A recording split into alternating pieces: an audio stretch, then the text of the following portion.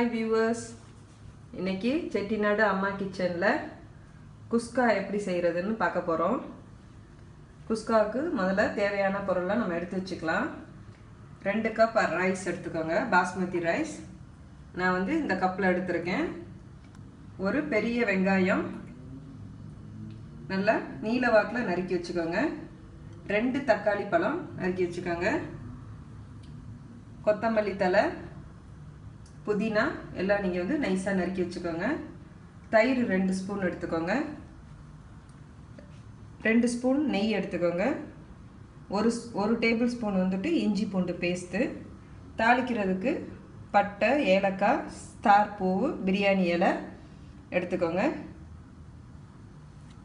இது வந்து பாத்தீங்கன்னா ஃபர்ஸ்ட் நம்ம அரைக்கிறதுக்கு ஒரு பேஸ்ட் செய்ய போறோம். அந்த பேஸ்ட்டுக்காக நம்ம எடுத்து வச்சிருக்கோம் 3 பச்சை மிளகாய், 6 ல இருந்து 7 முந்திரி பருப்பு, ஒரு அரை டீஸ்பூன் வந்து சோம்பு, 3 கிராம்பு. உங்களுக்கு கிராம்பு டேஸ்ட் பிடிக்கலனா ஒரு கிராம்பு கூட நீங்க சேர்த்துக்கலாம். இதை வந்து நம்ம வந்து இப்போ ஃபர்ஸ்ட் அரைக்க போறோம். 2 கப் வந்துட்டு தேங்காய் பால், கெட்டியால தண்ணியும் பாலுமா கலந்து நீங்க வந்து தேங்காய் பால் எடுத்து வச்சுக்கோங்க. அதே மாதிரி அரிசி வந்து நம்ம இந்த டைமிங்ல தான் நம்ம இப்போ ஊற வைக்க போறோம். முன்னாடியே வைக்க வேணாம், எல்லாம் ரெடி பண்ணிட்டு இந்த டைமிங்ல நீங்க தண்ணி ஊற்றி ஊற வச்சிங்கன்னா நம்ம இதெல்லாம் ப்ரிப்பேர் பண்றதுக்குள்ள இந்த ஊறுற பக்குவம் வந்து போதும். ஸோ நான் இப்போ தான் ஊற வைக்கிறேன். பாஸ்மதி அரிசி யூஸ் பண்ணலாம், ஜீரக சம்பா இருந்தாலும் யூஸ் பண்ணிக்கலாம். நான் வந்து இன்னைக்கு பாஸ்மதி ரைஸ் யூஸ் பண்ணுறேன். இப்போ பேஸ்ட் தயாராகிடுச்சு. வாங்க நம்ம எப்படி செய்யலாம்னு பார்க்கலாம். இப்போ பேன் வந்து சூடாயிடுச்சு. இங்கே நெய்யை சேர்த்துக்கோங்க. ஆயில் கொஞ்சம்,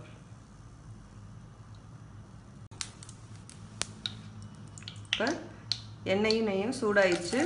இப்போ நீங்கள் இதெல்லாம் வந்துட்டு தாளிக்கிறத பட்டை, பிரியாணி இலை, இந்த ஸ்டார் பூ, 2 ஏலக்காய் எல்லாம் போட்டு லேசாக பொரியட்டும். பொரிஞ்சோடனே இப்போ இஞ்சி பூண்டு பேஸ்ட்டு சேர்த்துக்கோங்க. இஞ்சி பூண்டு பேஸ்ட் வதக்கிறப்பையே நீங்கள் நம்ம இப்போ பேஸ்ட் பண்ணி வச்சுருக்கிறதையும் சேர்த்து வதக்கலாம். ஏன்னா பச்சை மிளகாலாம் நம்ம வந்து பச்சையாக அரைச்சிருக்கோம்.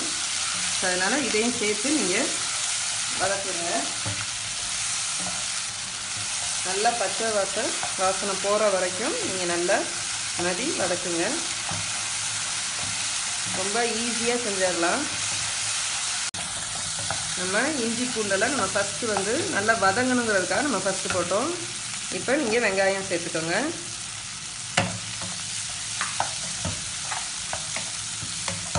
வெங்காயம் சேர்க்குறப்ப கொஞ்சம் உப்பு போட்டுக்கோங்க.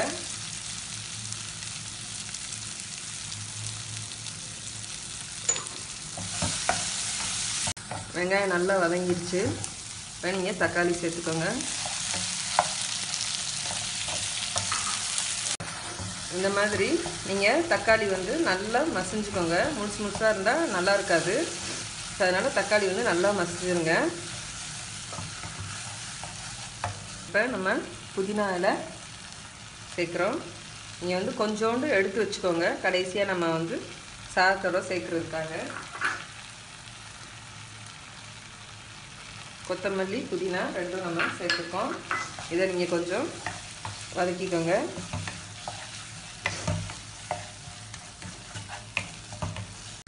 இப்போ நல்லா எல்லாம் வதங்கிடுச்சு. நீங்கள் எடுத்து வச்சுருக்க தயிரையும் இது கூட சேர்த்து ஆட் பண்ணிக்கோங்க.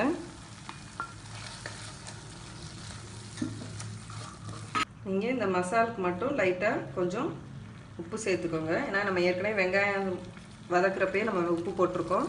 ஸோ லைட்டாக இந்த மசாலுக்கு தக்கன நீங்கள் உப்பு போட்டுக்கோங்க. அப்புறம் நம்ம அரிசி போட்டோன்னே உப்பு ஆட் பண்ணிக்கலாம். இப்போ நான் வந்துட்டு இது வந்து எலக்ட்ரிக் குக்கரில் நான் வைக்க போகிறேன்.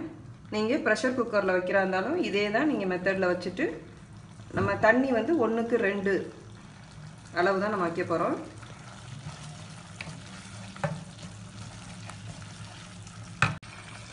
இப்போ இதெல்லாம் நல்லா வதங்கினோன்னே 2 கப்பு தேங்காய் பால் நம்ம எடுத்து வச்சுருக்கோம். ஸோ நீங்கள் அதை ஊற்றிக்கங்க. 1 கப் ரைஸ்க்கு 2 கப்பு.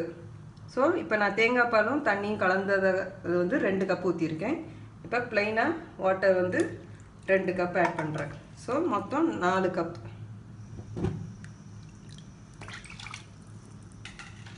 இப்போ இந்த தண்ணி சூடாகணும். இப்போ நீங்கள் உப்பெல்லாம் நீங்கள் பார்த்துட்டு நீங்கள் தண்ணி கொதிச்சோடனே நீங்கள் ப்ரெஷர் குக்கர் வந்து மூடிடலாம். நான் வந்து எலக்ட்ரிக் குக்கர்னால நான் இப்போ இதை வந்து எலக்ட்ரிக் குக்கருக்கு மாற்ற போகிறேன்.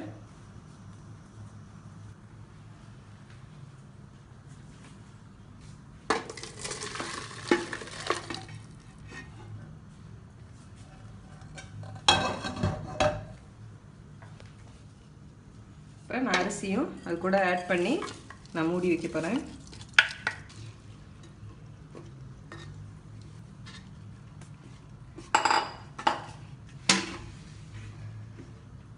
நீங்கள் நல்லா இந்த மாதிரி கலக்கிட்டு உப்பெல்லாம் பார்த்துட்டு நீங்கள் ப்ரெஷர் குக்கர் மூடி வச்சுருங்க.